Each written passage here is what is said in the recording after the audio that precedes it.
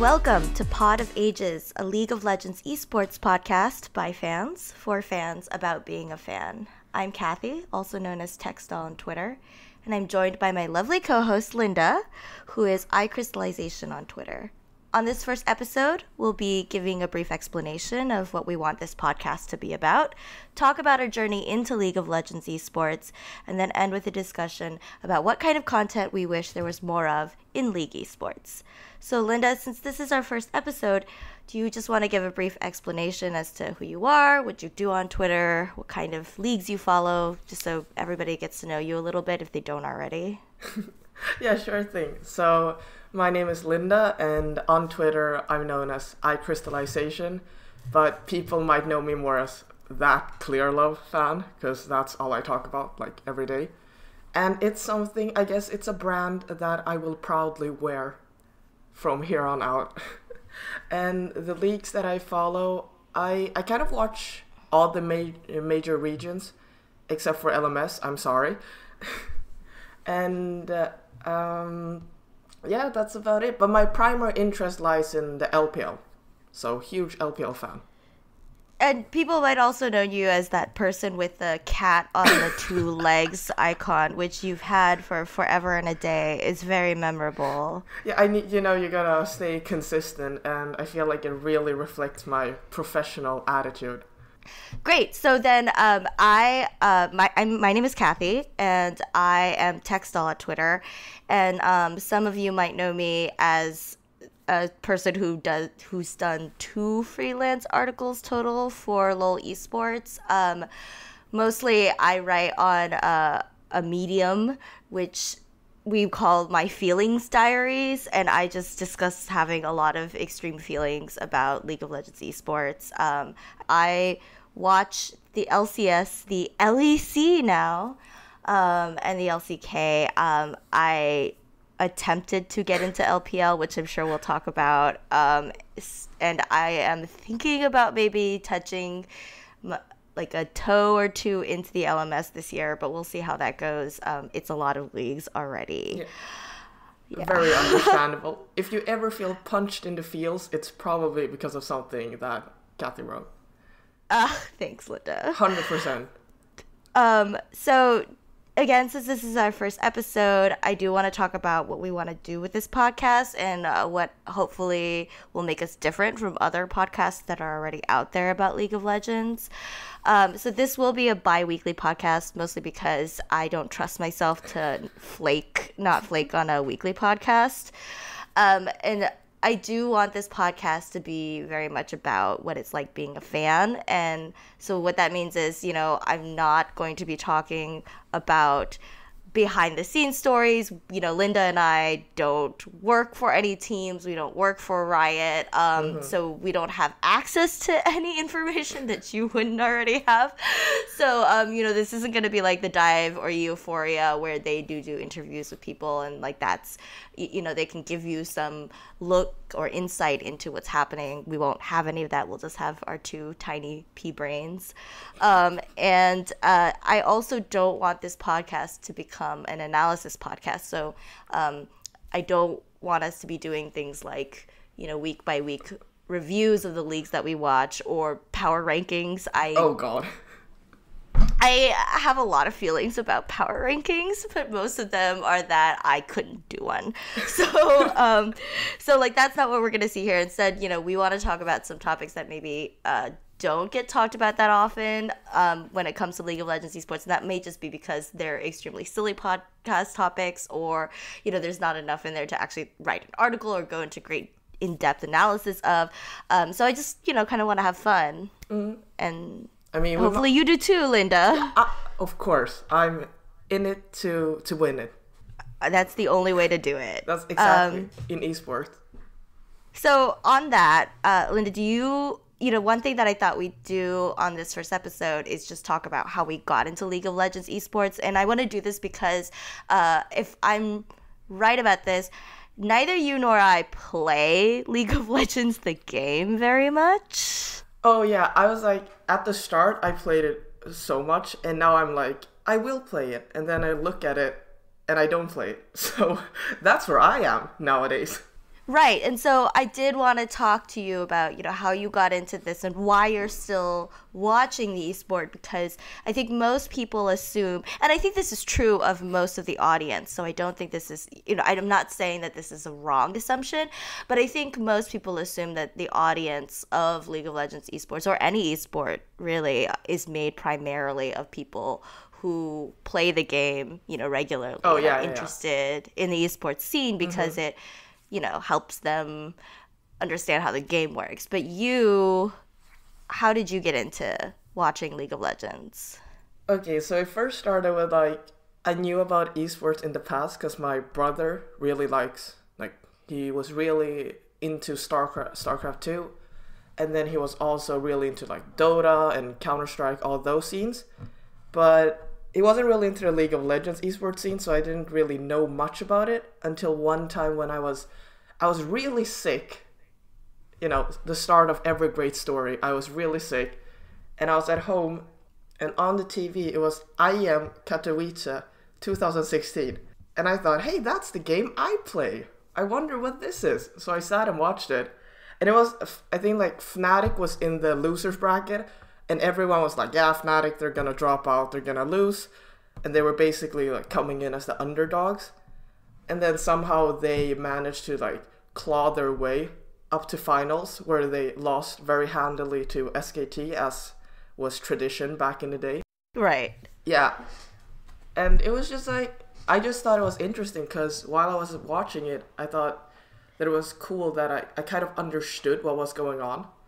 Right. I know what these items do. Oh, I know what the objective is, or what they're doing right now. And it felt kind of nice to be part of something, on the sidelines. You kind of understand it, and if it was someone else who wasn't really into it, they probably wouldn't understand it the same way you did. So I thought it was pretty cool. And so did you end up picking SKT or Fnatic as your teams from that? SKT, I was like, nah, not really. I thought SKT, they were just so dominant, and I don't know why. So I was like, I'll just put them on the side, and right. Yeah, I'll just admire them on the sidelines. But Fnatic, I became shocker, but I became such a huge Fnatic fan. This I think might be very shocking to people who do know you now, because it has never occurred to me that you would be a Fnatic fan. Yeah, I mean, we all make mistakes in our lives. No. I'm not saying that it's a mistake. It's just that in my experience, people who are Fnatic fans don't stop being Fnatic fans. So it's just weird because I mean, you do still watch EU, LCS, or LEC. Yeah. Probably partially because time zones and, where you're located. Mm-hmm. But it's not like, who. So, I mean, the 2016 roster was who? I mean. So it was Gamsu in the top lane. Wow, yes. Throwback. And then Spirit in the jungle, yeah. Febiven was the mid laner. And then it was Reckless in the bot lane. And they kept switching supports, but at that time they had a support who was named Clyde. Right, who I'm gonna admit, I have no idea who that support is. And but Gamsu left us for Overwatch, so it's not like you could follow his career around. But it's just so funny to me because I don't think anybody would peg you for being either an ex-Reckless fan or an ex-Febiven fan. I was a huge Fnatic fan. I think I watched everything there was to watch about them after IEM. Wow. Okay. So you're a Fnatic fan. So this is 2016. So you're a Fnatic fan, baby Linda. So tiny Linda coming into esports, and I'm like, okay, Fnatic fan. And I remember, so I watched the EU LCS because that was the thing they were part of. Right. And everybody was like, oh, they're not doing so well. They might not make it into playoffs. But then after IEM Katowice, they barely they got there, but they were the last team that got into playoffs, and they were gonna play against Vitality, who was I think third in the standings, and everyone was like, okay, well, it's gonna be a wash for Vitality. They're really just gonna 3-0 Fnatic probably and move on. And somehow Fnatic won 3-1, and everyone was like, how did this happen? And I remember watching it, and I was just so excited. Little Linda, Fnatic fan, so happy. I was like, I can't believe they did it. And yeah, so that was my delve into EU LCS. And then I started and then I started watching like NA LCS, as it was kind of like an automatic thing, because during playoffs it was like on later on during the night. Yeah, so maybe we should talk about this. So I feel like it's very common for EU LCS fans to also watch NA LCS. And definitely. I don't know how common the reverse is. I obviously do it, which we can get into later. But do you think that's true for a lot of EU LCS fans? Like, I feel like a lot of people say, well, you know, it comes on afterwards, or Riot pushes it so much that it's a natural thing. And let's be real. Who would watch NA LCS or LCS if they, you know, if it wasn't that they just happened into? I'm just kidding. No. But we love the fiestas. I mean, don't we all? But is that true? Yeah, I think it's because, like, right now, I think the LEC have kind of done a good job in trying to brand themselves as their own thing. But back then, it was very heavily pushed, like, NA LCS starts soon. And I was like, yeah, watch it here. And it was like, don't miss out on these games and these teams. And I felt like the NA LCS playoffs in 2016 were probably marketed as more hype. Maybe. So when I watched it, I was like, okay, well, you know, I'll watch it. And it was the TSM 2016 roster, who were also kind of like Fnatic. Everyone were saying, you know, they were on the decline, they're not gonna make it far. Then they 3-0 Cloud9, and people were like, okay, this is getting pretty weird. And and then they met Immortals. Rest in peace. We will always remember you. R.I.P. Truly R.I.P. Yeah, and they proceeded to like 3-0 them too. And people were just like, okay, what's going on? And the finals became the traditional CLG versus TSM.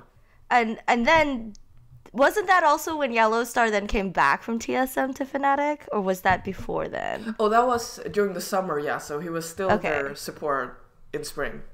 And, you know, it's funny that you bring up the fact that back then LCS, like the NA LCS, was the premier league in a way. Like Riot was really pushing it, because I just watched that video Shox put out, which I highly recommend you guys watch if you haven't already, where she reacts to some of her older footage.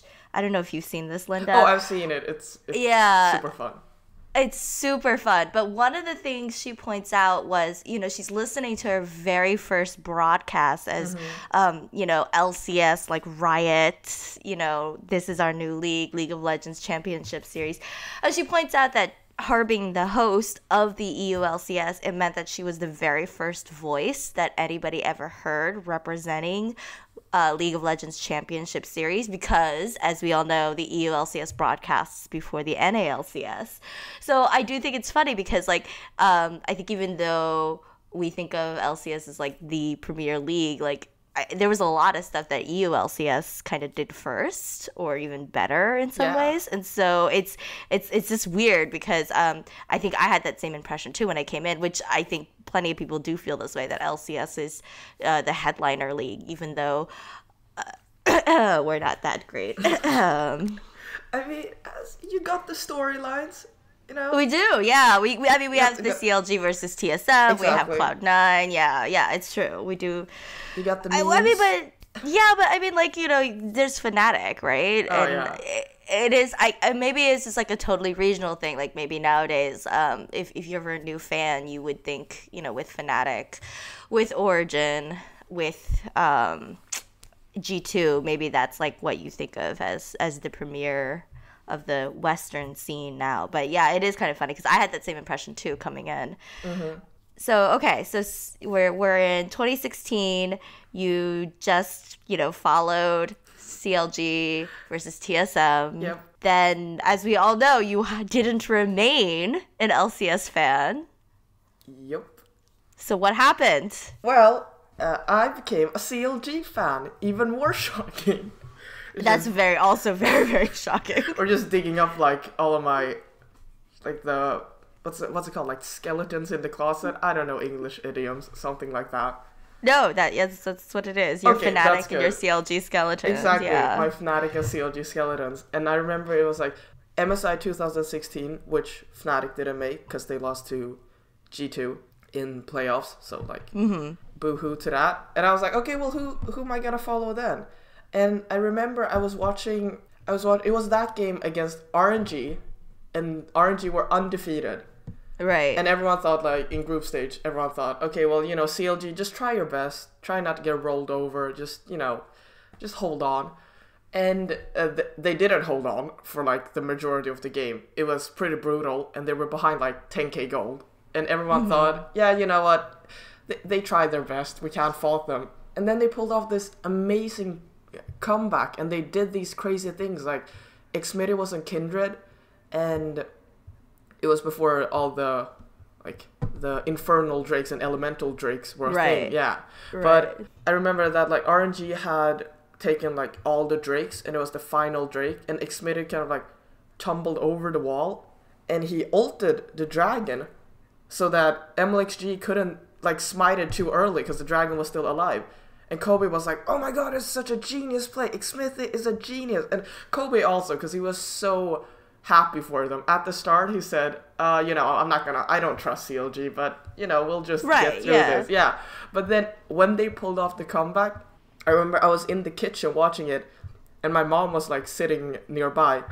And I just, like, jumped up and almost fell over my chair because Kobe was just yelling into the microphone, like, I never doubted them, and I can't believe they're gonna win, and things like that. And it's just... Right. Yeah, the passion really got to me. So I just decided, you know what, I'll root for CLG. I'll stick with them. That, again, also a shocking statement. Although, I mean, like, who doesn't love Xmity, right? Like, I mean, he could, I think everybody is his fan, and he could make a fan out of anybody. But, yeah, like, again, this is very shocking because CLG is, again, one of those brands where it's kind of like if you're a CLG fan, you never stop being a CLG fan. And as far as I know, you're not a CLG fan anymore. Am I just exposing myself as being flaky and abandoning? No, it's just odd because like both Fnatic and CLG are those like two esport brands that I feel like if you talk to anybody about, it's like people remain CLG and Fnatic fans long after the rosters that they started with have moved on completely. I mean, certainly that's true of CLG, like in terms of the people we have left on CLG that were the famous CLG. It's really like Darshan, right? Yeah, is the only one. It's like only Darshan. Yeah, and so so it's just funny because like it's not like you've been here around here forever and a day, but you've been around longer than I have, and so it just is like funny that before I knew you were fans of two of the most famous esport brands in League of Legends. And then I was like, bye-bye, not doing that anymore. And then you picked up what, LCK first? Yeah, it was like from back in the days, it was called ULCS and NALCS for the newcomers. For the really, really newcomers. Some trivia for you. Yeah, from EULCS to the LCK and LPL, it was like really interesting because I think LCK was because of it was like when it was KT versus SKT and KT reverse swept SKT. Right. Everyone was hyping it up. Yeah, everyone was hyping it up while it was ongoing, and I was like, okay, I'll watch it. And I kind of caught like the final game when they really like turned it around, and then they were gonna face Rox Tigers, and I had no clue what Rox Tigers were. Right. Which was like, how did you not know Rox Tigers? Yeah, but so I remember like I watched the finals, and I had no idea who I wanted to win. Because, once again, I didn't know these teams. So I was like, both of you just have a fun game. I hope everyone has a fun time. KT did not have a fun time. Score did not have a fun time. No, they did Bless not. His poor soul. I mean, he got revenge That's 2 true. years later. 2 years but later. yeah, it was not a fun time. Yeah, and it was like, Rox won. And I just remember, it was still pretty emotional. Because even though I had no idea about both teams, seeing like Kuro, he was crying his eyes out, and they were so happy and jumping up and down, and I was like, whoa, I'm getting some feels. I don't know why, but this is hurting me in the heart. And that was kind of how I got into the LCK, and I was like, okay, well, I'm gonna look forward to Rocks at Worlds, which I thought, like, everyone pretty much had that thought back then. And then LPL, that's the funny part, because honestly, if it wasn't for Riot releasing Legends Rising Season 2, right, focused on Clear Love, I wouldn't be as deep into this as I am now. So, like, that's so funny. That is so funny. So I blame them, but then again, I can't really blame them, because if I wasn't so deep into this, I probably wouldn't be sitting here doing a podcast. And I just remember, because they also had Reckless in that season, and that was like being the hardcore Fnatic fan as I was. I was like, I gotta watch Reckless, of course. I don't know these other dudes, but I'll watch them too. And then I watched it, and it was Clear Love's episode. And it's always that comedy. Like, he comes back to his hometown, like, Wuhan. And his parents are meeting him. And he just, like, casually asks them, like, oh, did you get the money I sent back home? And they were like, yeah. And he's like, have you planned on buying a new house? Or something like that. Yes, He just said it in such a casual way. Like, oh, I just do this every day. Send money back home to my parents. But I don't know. It really it stuck with me. So I was like, It's also very, I mean, I remember seeing this too, and it's a very Chinese thing, right? This whole, like, I'm making money now, I'm sending my money back home to my parents. And I'm sure it's a Korean thing too, but I remember at the time seeing that episode and feeling the same way, like, this was such, like, a deeply Chinese thing, and something I didn't, like, expect to see when I got into esports, and I think maybe that's part of the reason why I've been in this so long, because, like, there's just, like, I think because of the particular cultural spectrum that you can get when you're in esports, because you can follow the North American shenanigans, you can learn all about the different EU people, and then for some of us, 'cause I'm Chinese American, like, these are moments that I don't get to see very often in sports, like, somebody sending back money to their parents in Wuhan and being like, well, are you finally gonna fix the house? Are you finally gonna do something now that your son's famous?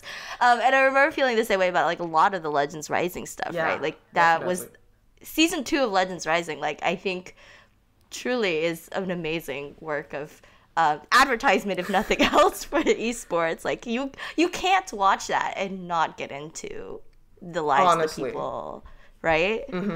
So I watched it and I was like, well, now I gotta look at EDG. Big mistake. Don't ever look at EDG at Worlds. It is a train wreck. It is miserable. And it's awful. But also because, like, Fnatic didn't make it to Worlds. So I was like, well, now I don't really have... And CLG made it. So I was like, okay, I'll focus, like, CLG and, Rocks, the stock standard teams. And then I look at EDG. Because everyone, like, the analysts were saying, oh, the finals is probably going to be Rocks versus EDG. Which, in hindsight, now when I think back at it, I just want to laugh, because why? Like, the first game, they're meeting INTZ, which Revolta also had his own episode in Legends Rising. Right, yeah. right. And he was like, I'm a huge Clear Love fan. I was like, oh, that's so cute. He's like, I'm so excited. And then EDG lost horribly, and people were like, what is going on? And then they just kept on flip-flopping through the group stage, and it was just so bad. And Clear Love did not do well at all, and people had him, like, 4th. I know Deficio had put him 4th in his, like, top players. Right. And after that, Deficio was like, I will never trust Clear Love ever again. I can't fault him. I'm sorry he put you through that, Deficio. And yeah, I don't know. It was bad, and I became a huge fan out of it. and here you are. And here I am. An EDG fan still, so at least you hit all the major ones. If you're gonna hit the major fan brands, at least you got all of them. Exactly. Because EDG is a huge fan contingent. I don't know how else to put it. Like, they're very popular in China. Yeah, they're like they're like the top brands in the LPL. Yeah, which I mean, like, they've accomplished a lot as a team. I'm not trying to put them down, but it's not like they've always had ups and downs. Yeah. Oh God. It's like fans make this joke that when EDG plays, it's time to get out the heartburn pills because, you're just going to be in for a wild ride. Right. I mean, that's how I feel about them. Like, like ED just shows up at Worlds and we're all like, well, here like, we go again. Yeah, exactly. Like, what's next? Yeah. It was just, but I was like, you know what? They failed to. I think that was also part of it, like the whole being unable to meet people's expectations and just like feeling awful about it. They kind of like, I think that's something that everyone can relate to. And I remember watching this like afterwards when they released, because Deft and Pawn were gonna leave because this was like their final shot, and if they didn't make it past quarters, they were like, yeah, well, we're gonna leave. And they put out this like short documentary thing, and Clearlove was there, and he talked about it, and he was like, I'm not gonna make any excuses, like I really let down the team and I feel awful because 5 people and more, but like 5 people worked so hard to get to a place, and then one person just destroyed all of that. And it just felt really bad to see him talk, because he was clearly like visibly upset about it. And then Deft left, and I was like, well, this is awful. Why do I follow esports? I didn't even get into EDG for a long time, but I still feel bad about it. But at the end of the day, like Deft and Pawn, they went back to LCK. And that's, how I became like a fan of KT. And met you. So, yes, everything falls apart, but, you can find good things. You can rebuild stuff. It's okay. Right. It's okay. And for those of you who are wondering, I met Linda primarily because I guess it's my turn. I started as a basically following Smeb through a really unusual channel, which is that, way before I even got into esports, I was on YouTube looking up mukbangs because I fall into internet holes sometimes, and one of the internet holes at the time was mukbangs. It was like 2016. I was not it was like funny. It was curious. I was like, I wonder if there are any English language mukbangs on YouTube. And what I ended up finding was, there are quite a few YouTubers who do mukbangs, but one of the videos I ended up finding was of this guy named Runner, who if anybody knows anything about Overwatch, then goes on to found Runaways, probably one of the most famous Overwatch teams.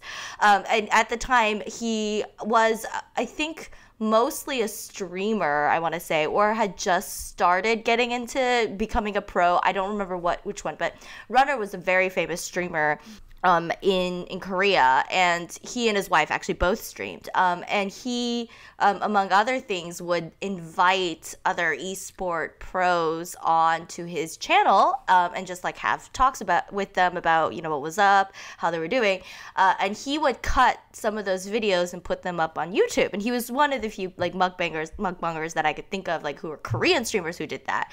And so he had this really funny video in retrospect where he's sitting there eating fried chicken with this young man whose name was Smeb Song Kyung Ho. And I had no idea who Smeb was. And I didn't even know that he was an esport pro because I don't speak Korean. I don't read Korean. Runner didn't have subs. So I'm sitting there and, I'm just watching these two people eat fried chicken. And Smeb is like bringing up things that are so funny to me in retrospect. Like they're talking about Gorilla. They're talking about Prey. They're talking about Barons. They're talking about, at the time, like the Rocks Tigers 2016, like Rocks Tigers 2016. Who wouldn't want to talk about that? So it's so funny. So I watched this video. I was like, yeah, whatever. Like, I don't get what they're saying. I'm sure it's really funny. And then, so in 2016, at the same time, what happened was a friend of mine dropped a article, a profile of Faker by Mina Kimes. I think this was called The Unkillable Demon King. It was the profile she had written for him in ESPN. It's a great article. I highly doubt there's any of you listening who haven't already read the article, but if you haven't, you should really read it. And a friend of mine who now actually works in esports, she and I were like, hey, like, wouldn't it be really funny if we got into esports? Because this friend was like really into sports. Like, she watched a lot of sports, and I don't watch any sports. And so she was like, and so I was like, oh yeah, like, it'll be really funny. Haha, let's check this out. You know, like, smash cut a few weeks later, we're watching I Am Gyeonggi. We're stuck. I mean, truly stuck. And the only, I think she got into it a little bit earlier than I did. I remember by the time I started actually like watching games or like trying to watch games instead of just trying to learn about the scene. I mean, because we were starting from zero, you know, like I didn't know anything about the game. Like, I was sitting there reading like the beginner's guide to what League of Legends is about, right? You're I'm like, what Nexus is a TSM? What is a like, Fnatic? We're not even at what is a TSM yet. We're at like what is a champion? Like, what is a MOBA? Like, I didn't even, like, you know, I'm not even one of those people who came in through Dota. Like, I genuinely didn't know anything about MOBAs.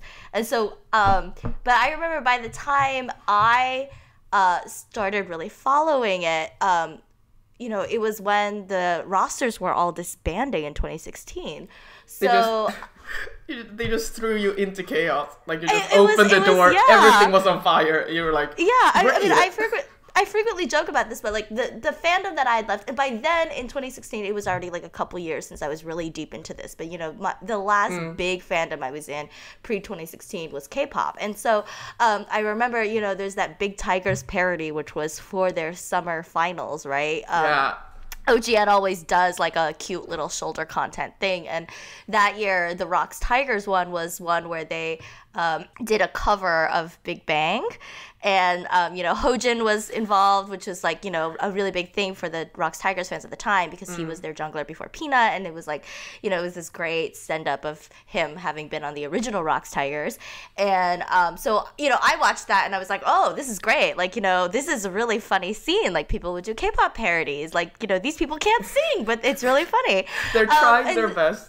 They're trying so hard. And, you know, so, yeah, I obviously watched Legends Rising as well. I went back and I watched the Rocks versus SKT game.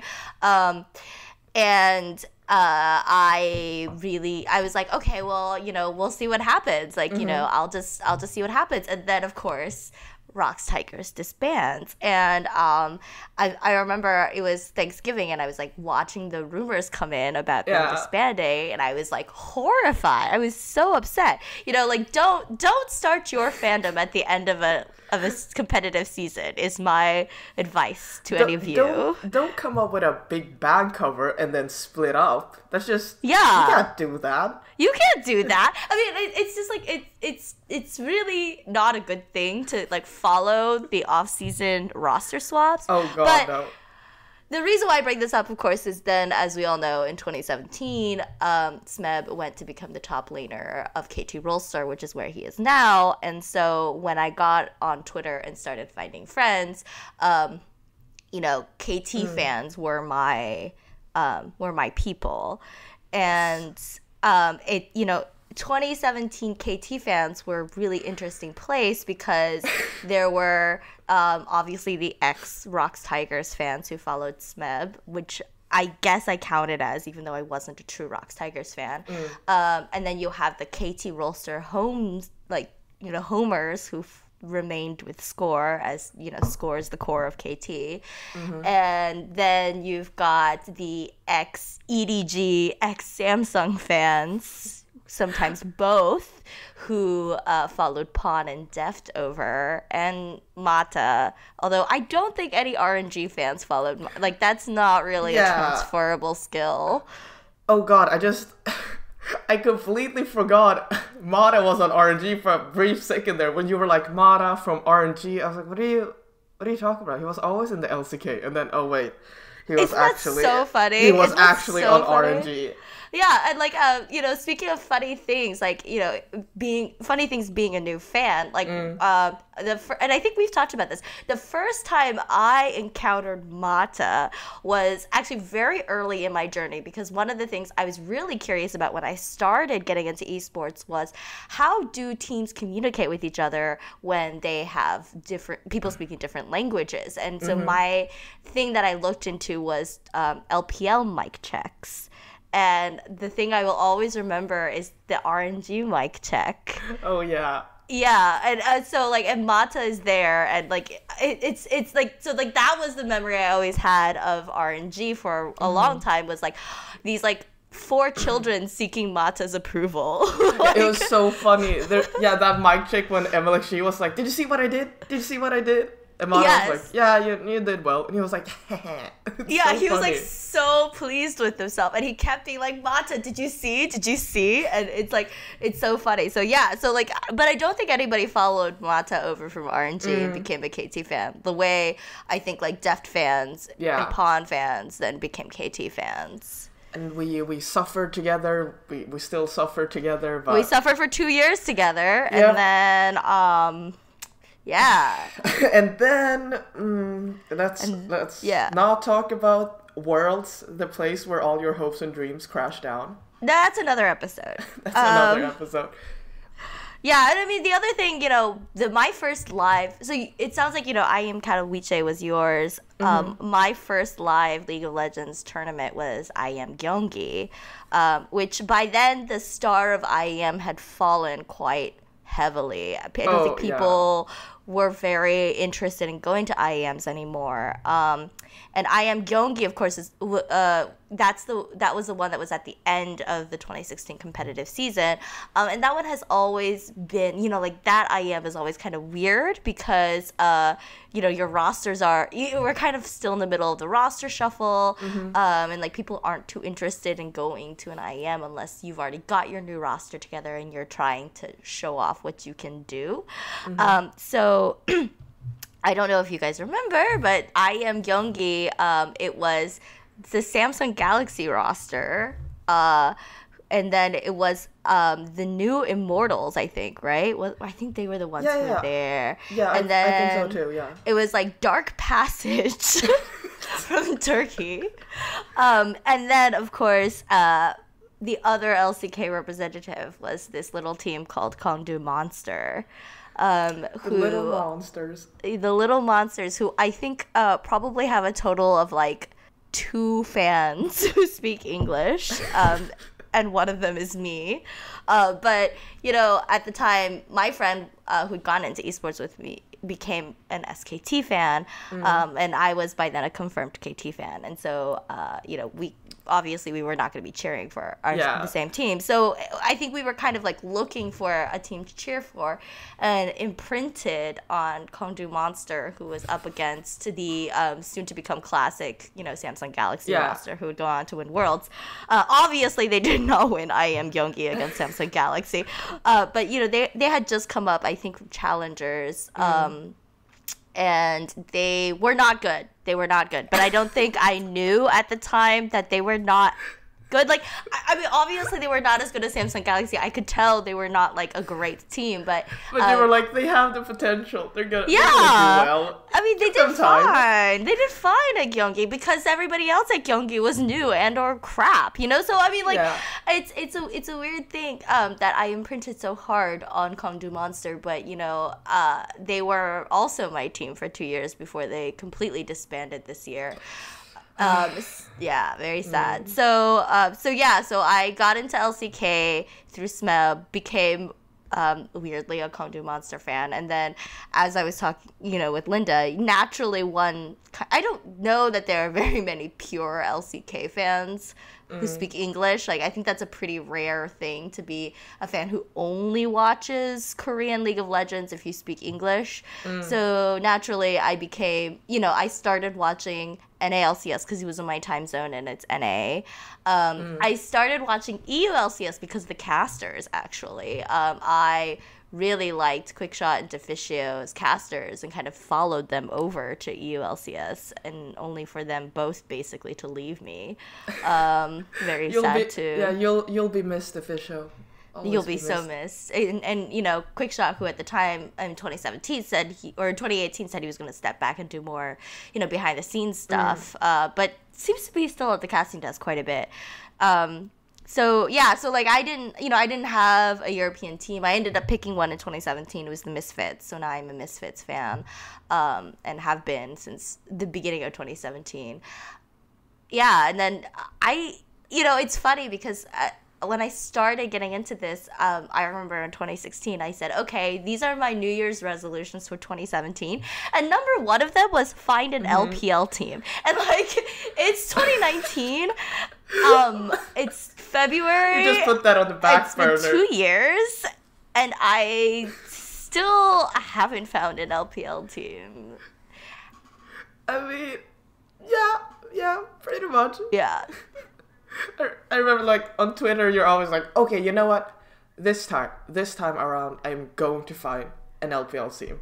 And then Worlds comes around, and you're like, yeah, LPL, good luck.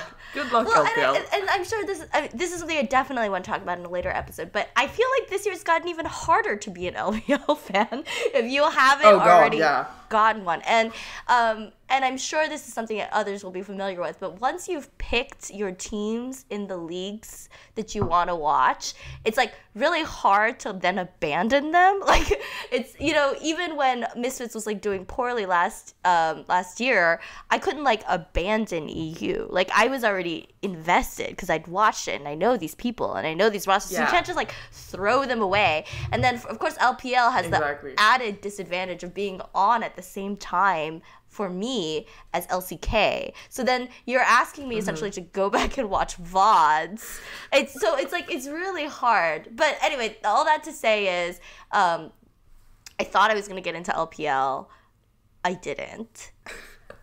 And so to this day, she did it. I still haven't. And that's where we are now.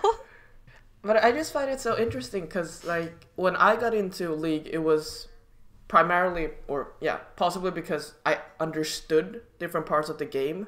So I felt like kind of good about myself. Like, oh, I understand this. But for you, it was like you had no prior knowledge really to like what is League of Legends, what is going on. So it's really cool and really interesting that you like stuck with it. I am starting to realize that that's a pretty unusual fan journey.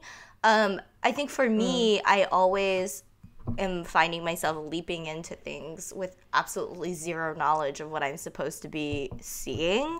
So, as an example, one thing that I got really into for about a month was like competitive yo-yoing. So that's a sport, competitive yo-yoing. And well, a fun fact. Yeah, fun fact, right? And no and so things that you might not know about competitive yo-yoing is that there's multiple styles of competitive yo-yo. There's off string, there's double yo-yo, there's double off string, there's freestyle. Anyway, so the point is like this. So to me, it was like not. I guess like if you would ask any of my friends about me jumping into esports, they'd be like, oh yeah, there's Cathy, like, finding another weird thing to get really into. It is a little unusual that 2 years later I'm still here, but I think that's like the strength of I think how much content there is to consume. The fact that because I don't know, and maybe this is also unusual, like because I don't know that much about the game, I'm always learning new things about the game itself. And like every season I watch, I do find myself getting better at watching the game because, and this is another reason why this podcast is not about analysis, because I couldn't do it now. Like, I'm like sitting through, if you ask me to break down a team fight, I have to watch that thing literally frame by frame. Like, it's like a big explosion, kapow, kabam, someone died, other team won. And like the other day, like I played Tom Kench for the very first time, and like I didn't even know anything about, like, I know the general Tom Kench abilities, right? Like there's tongue lash, you swallow people, and then you like abyssal voyage out. But like the idea of that, like, but then they were like, oh Cathy, you can't swallow an enemy unless you've tongue lashed them 3 times. And so me, I'm like, how do you even do that as Tom Kench? And like those are all things that like like I think for people who do play the game and are listening to this right now, you probably think this is hysterical. But like it just never occurred to me that like, like any of these things. So like when I watch a game, I am finding new things every single time about the game, because I just don't know. Nunu shows up and I'm like sitting on the computer googling what does Nunu do. Like that's where I am. I mean, to be honest, to be honest, with some of the new plays we've seen these past weeks, I don't think most pros know what it's Nunu true. does I'm in either. good company. I don't think a lot of them know what Nunu does either. So, But I think it is a little bit unusual that I got into esports and then tried to play the game. But I do also think that in some ways that's what Riot wants. Like I think the dream of Riot or Blizzard with the Overwatch League, and I'm sure other big companies as well, but especially those two, I think their dream is actually more people like me, is like people who maybe tangentially play video games but don't play League of Legends, right? And then like, you know, see this thing and they're like, this looks really cool and I should play it and then spend an obscene amount of money on like skins. Like that's what they want, right? I think that's what they want. Exactly. You just expose their marketing plan to everyone. Spoiler, everyone. The reason why Riot Spoiler does alert. this is because they want you to spend a lot of money on skins. I mean, that's fine. Like, ultimately, like, you know, this is probably not the time to get into this, but, like, that is what makes esports unusual, right? Like, ultimately, it is an ad for the game. So, yeah. Exactly. So when I'm sitting there being like, that looks so cool, like, the next step, the next step should be, I want to do that, and by doing that is like play the game and then spend money on it. But I guess, you know, on that subject, what are things, Linda, that you wish there was more of on the scene to get you to want to, you know, play the game and then spend a lot of money on skins? Okay, so if any marketing strategists are listening, you can DM me on my Twitter. No, just kidding. But I think that what I really like about esports is that it has like this avenue to be very silly. Like it doesn't have to take itself so seriously as compared to other sports. You can kind of like flip-flop between being serious or being silly. For example, the trash talk segments. But I wish that esports would kind of like, or in this case, League, that it would kind of kick it up a notch. It could also be a way for the players to unwind before like a really stressful finals and things like that. But just, you know, instead of the trash talk thing, you could have them maybe pit the two teams against each other, go-karting, things like that, and just like see them in different elements. Because I think it's kind of charming in the way that you kind of get to know the players a bit more, and then you also get to see them do something outside of the game. So I know LPL had a number of, I don't know if they were team produced, I don't know if they were platform produced, and I imagine they were not LPL produced, but they have like game show like things, don't they, in LPL? Oh yeah, they have that going on right now. Actually, it's like where they have celebrities coming in and like playing League of Legends and trying to be a team. Yeah, which like and it's kind of cool. I feel like I've watched shows before that were LPL shows where they would like go and like eat hot pot together, or they would like go and they would like play like Pictionary basically with the pros.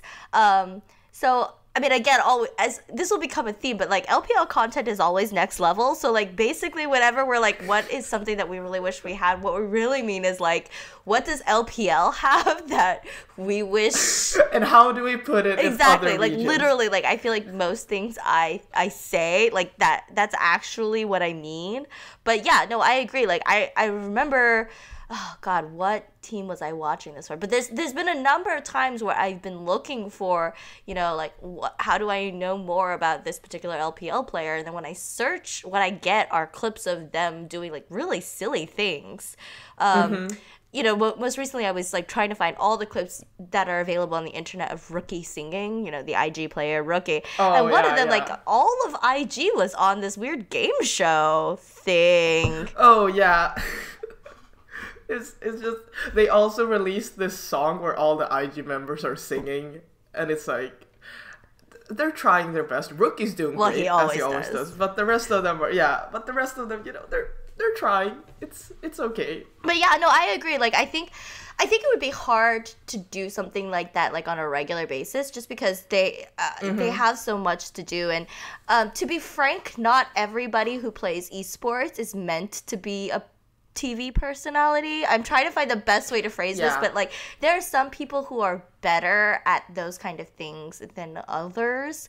So it would be hard to ask, you know, like everybody to do that. But I do think of, and this is something that I'm obsessed with all the time. You know, when OGN was still running Overwatch, their Apex tournament at the end of their season, they would have this like karaoke contest, and all the teams would send so all the teams would send like one representative to sing karaoke, and like not one, like at least one, right? So like Lunatic High, I remember, had like two. But like, don't get me wrong, they were not good singers. Like most of these people were not good, but there was a couple, like at the time it was LW Red's Quartermain, who was like a legit good rapper. And so it's just really funny to see pros do things that are not playing video games, and then to see them either succeed or do really poorly at. I think both of those things gets you fans.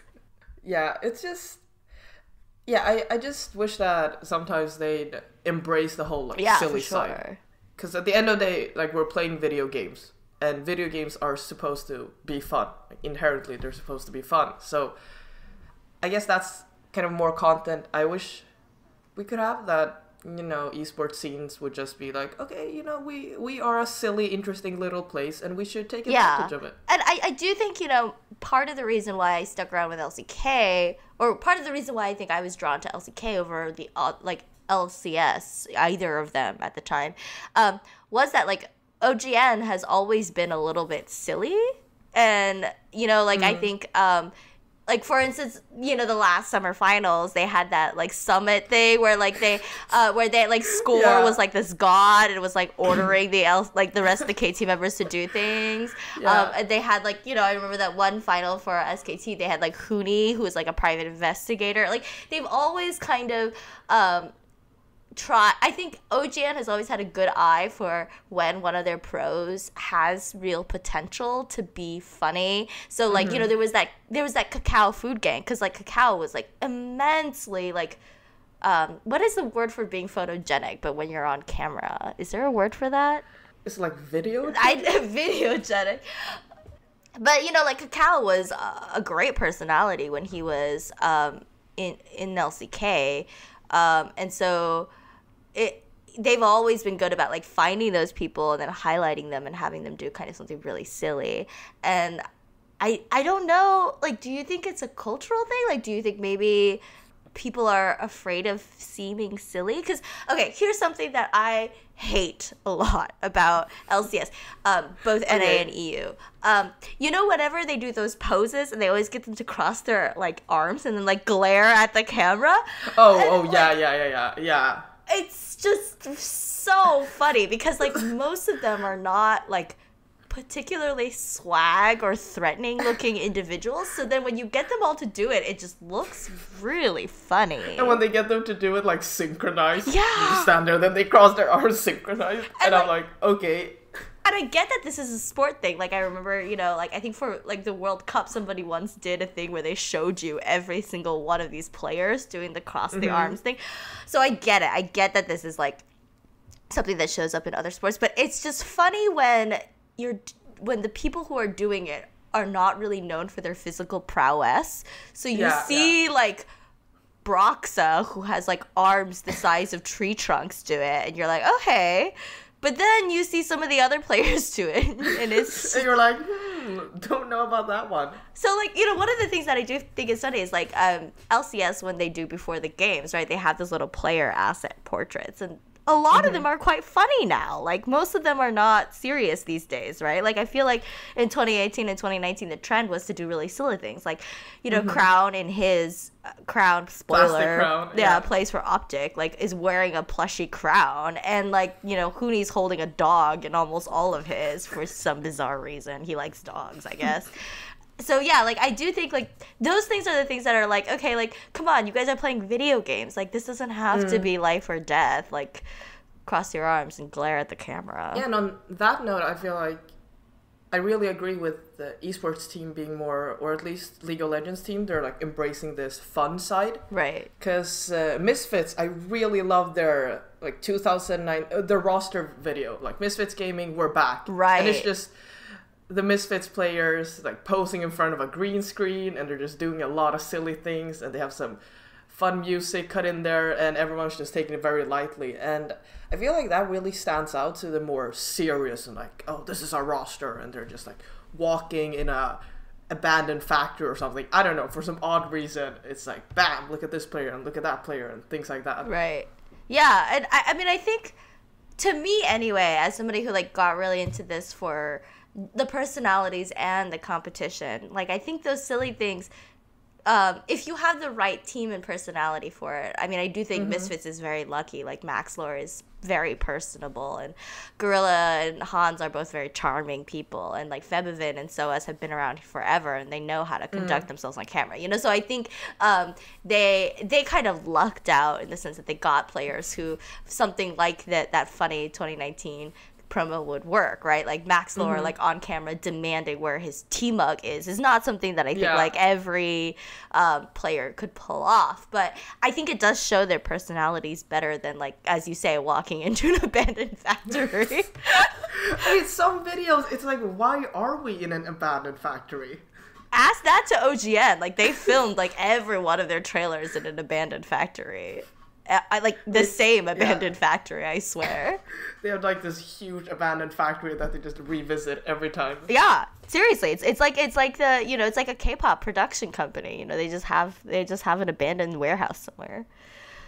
So I mean, like, so yeah, I totally agree. Like, that's something that I think would be great coming from the teams. When I was thinking about this question, I was trying to think, like, what is something that, you know, wouldn't depend on teams or Riot to produce. And one thing that I think is really shocking that somebody hasn't done already, like even just as a fan thing to get Reddit karma, is summaries of games. And when I say this, I mean, like, the problem with a league like LPL or LCK is there's just a lot of game. Like, I think it's easier when you are an LEC or an LCS fan because you play best of ones and you only have 10 teams.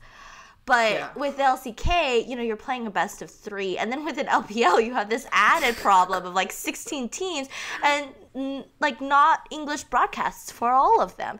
And so I find it really fascinating that nobody has gone and decided to write like a little text blurb or something of games. And I know that there are highlight videos out there. Like, I know you can go and you can watch highlight videos.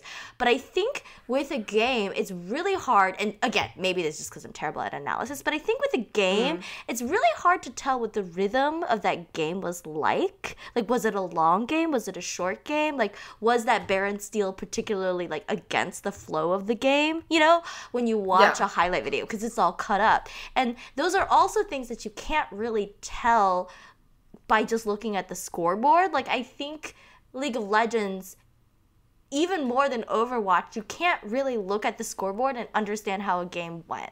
You can only tell when it's like really extreme. Like, say one team like has like 4 dragons, the Baron, and a bajillion kills, but the other team won. Like, you knew something weird happened there, right? But you don't know what it is. And so so like, I'm surprised that nobody's done that, like, as, you know, as a way to farm karma, as a way to like flex their analytical ability or whatever, to get like hired as an analyst by a team. It's just strange to me. I get why like ESPN may not do that, because I don't know if it would generate enough traffic to justify like paying somebody to do it.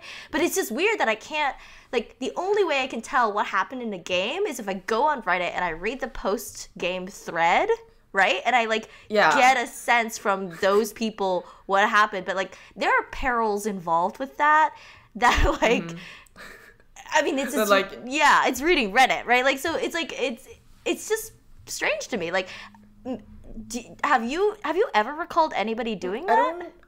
I've only read things like maybe some people writing about, these are the games to, like, they're highlighting games before it starts. Right. Like, interesting matchups.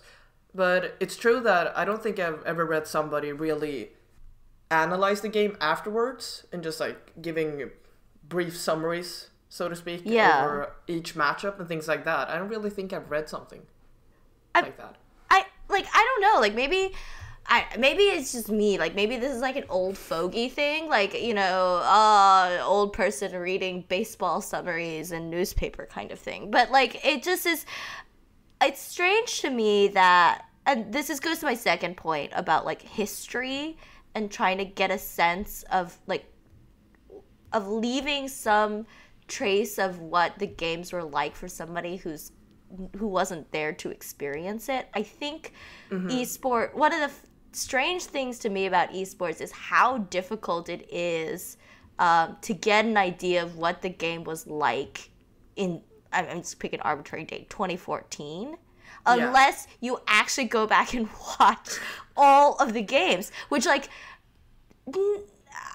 If you don't have the time... I don't have the time. Like, if you pay me, maybe. Like, if you ask me to quit my job and you pay me a salary to do it, I could do it. But, like, it's not something that's very easy for the new fan to do. And I don't know if that's just, like, nobody cares or the other the other possibility is that the people who used to do that wrote for websites that don't exist anymore. Like, that's another big problem, right? Is that like articles keep going down because platforms keep disappearing.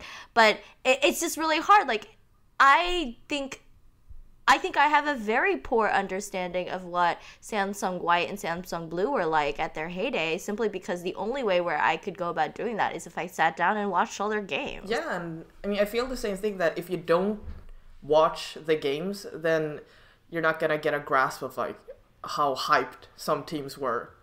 Right. But some games is, like, some are difficult to find, and some is, like, I don't have the time to watch everything. Yeah, and, like, I don't think anybody made highlight videos for, like, the 2014 LCK, you know? Exactly. So, I mean, unless you're like me and you go back to 2015 MSI Finals, EDG versus SKT. Every year. Every year, and you watch it, and you're like, I can't believe Urgot looked like that back in the days. Unless you do it like that, then it is difficult for newer fans to really get a feel of maybe the magnitude of some players back in the days, like how popular Expected was back in the days, and not just because of his Expected backdoor thing, but, like, because he was a great player. Exactly. It's kind of hard to get a grasp. Yeah, and, like, I think Clearlove has the same problem, right? Like, I outside of when I watch him at international events, like, I've never watched a full game of Clearlove at his heyday, you know, like, it's okay, maybe I'm lazy, and, like, again, I am unusual because, like, I watch all of LCS, I watch all of LEC, and I watch a significant amount of LCK, so I just, like, I don't have the time to go back and do that, because, like, if I was to add more of that, I might as well never sleep, right? But, like, it is just a funny thing that I know these players are famous for a reason, and I can't experience that reason. I don't have the time to experience what that's like. And I think, I do think, with Riot now splitting their channel, so they have, like, the LoL Esports channel, and then they have, like, the VODs and highlight channel, I think there is a recognition that maybe there's, like, an audience for the highlights, right? But I do think for older games, that is something that doesn't exist. And I do think it would be interesting for somebody to go through and, like, just summarize the games. And what's actually really funny is that for the really old games, like the 2012 stuff, the Team Liquid, like the Liquid forums, I don't remember the actual URL for it, which makes me sound really stupid. But, like, the Team Liquid, because, Liquid was a team, but they were also a website, right? Yeah. And so they had a forum that was attached to that website, and a lot of the older, like, 2012, 2013 LCK fandom was there, like the English-speaking fandom. And so they actually basically did this in part, I think, because not everybody had access to the streams, and so, like, I think there was a little bit of a if you didn't get a chance to watch this match, and at the time that was, like, a real issue, right? But a lot of the people who worked for that forum then went on to become actual careers as journalists. and or became analysts. So like I do think there's a forum for that, and I think strangely when everything moved to Reddit, we lost that forum. Yeah, exactly. I think that it's a bit difficult with Reddit with all the like upvote downvotes things. Yeah. And if you get a certain amount of downvotes, then your post is just like never gonna see the light of day, and it's gonna be hidden forever. Yeah, and it's difficult to like put it up on Medium unless you already have an established fan base or like an established following. Yeah, but I mean, I feel like if it's something that you're interested in, you know, don't do it for the popularity, I guess. Exactly. But you could become like that. Could become popular. Yeah. So please do it so that we can know why Samsung Vive were so powerful as they were back in the days. You might get a job at Riot. Yeah. I'm just saying, who knows? Yeah, exactly. Just putting it out there. Exactly. Just putting it out there. Okay, well, I had this idea that we would end every episode with just both of us, you know, each of us dropping some sort of thing that we don't want to spend the whole like 15 minutes talking about, but found really interesting. So Linda, what do you have this week? Okay, so what I have is the 2019 LPL Spring opening teaser, because I feel like it's really a good blend of taking the players and putting them in like funny settings. Yeah. And it's just, there's so many memes in there that there's a Reddit thread about the LPL, this video, and there's a comment that basically explains majority of the memes. Oh, really? Yeah. I can link it to you afterwards. Yes, if you want. we'll link it. We'll add it to the video description. Yes. And it's just so funny that, wow, they have such a deep history of memes, and it just keeps like occurring over and over. And I think it's a great video of blending the silly stuff with like the video games. And so I guess most people know this, but if you didn't already, you know, LPL is owned by Riot and Tencent. And so their promo videos are not made by Riot per se. So they have a slightly different feel to them. I think they're amazing. I think the LPL promos I think they're kind of underrated. Like, I think a lot of people talk about the OGN promo videos, but I truly think that LPL, at least the recent ones I've seen, the 2017, 2018, and now 2019 ones, they are really the bomb. They're so good. So yeah, definitely check that out if you're a type of person who likes promo videos, which I do, because my other one is a promo video. I wanted to highlight 2 roster reveal videos. Reveal is kind of a funny word, but like roster introduction videos. And one of them is for the Golden Guardians, which is not doing so hot right now in the LCS. But they came out with this really funny promo video for their 2019 spring season called like We're Back, and it's the team doing like all this like weird mashup of 80s movies. So it's like Ghostbusters and E.T. And like Rocky, I think, is the other one that they're kind of parodying, and then the Karate Kid. This is going to be a weird comparison, but like if you liked Ariana Grande's Thank You Next video, this is like the same thing. It's like a mashup kind of them doing really famous scenes from those videos. And then sort of related, and not even of League of Legends, is the LA Valiant roster video for the Overwatch League. And this one is an extended parody of The Office. And it's so good. And like the little details in this video, if you're an Overwatch fan, or I mean like even if you're an Overwatch fan, is so funny. Like they have one of them reading this memo that's all about like learning how to play Brigitte, or I'm saying that wrong, but like how to, you know, it's just like this really, they did a really good job with it. So those are both 2 videos that I think they're funny. They're funny in a way that's just not like I mean, it is a little forced, but clearly somebody really cared about the idea and it was executed really well, which is, I think, another thing LPL does, right? Like, even when it's, like, kind of forced and silly, like, they go ham at it, and then it's, like, then it's fun. Then everybody enjoys themselves. It's like, go hard or go home. Exactly. Like, truly, go hard or go home. Because with these, it's not going to work if you're, like, half-heartedly into it. Like, I'm trying to think of an example of somebody, of, like, a team half-hearting. I think, like, okay, not to call out TSM, but, like, some of the TSM stuff. Like, I remember they had this, like, promo where they were, like, trying to promo their, was it Dr. Pepper? Oh, yeah, like the Dr. Pepper ad or something like Yeah, that. it wasn't good. It was not good. And, like, maybe they were just, like, awkward people, but it just wasn't, it wasn't funny. Like, it just was, like, funny because it was TSM. It didn't really click.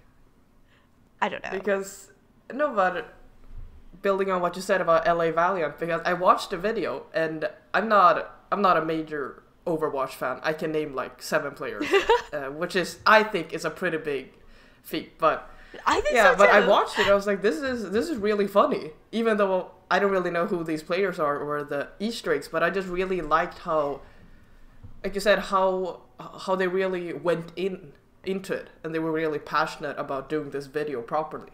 Right, and it was like a well-filmed video, which is the other thing that, like, maybe not every esport has access to it. So, like, I'm not saying that you need to be this polished to be funny, but it was good.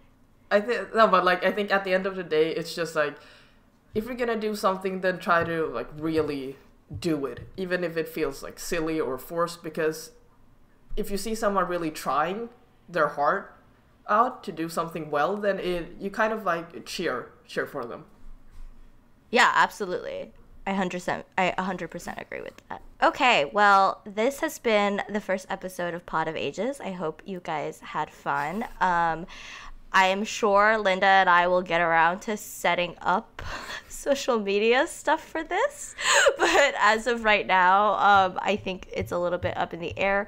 But if you're listening to this, that means we managed somehow to get ourselves up on YouTube and or SoundCloud, which is at, soundcloud.com/podofages. And I hope you guys enjoyed this. You are free to DM either me or Linda. Again, I'm at Textall at Twitter, and Linda's at iCrystallization if you have any questions or comments.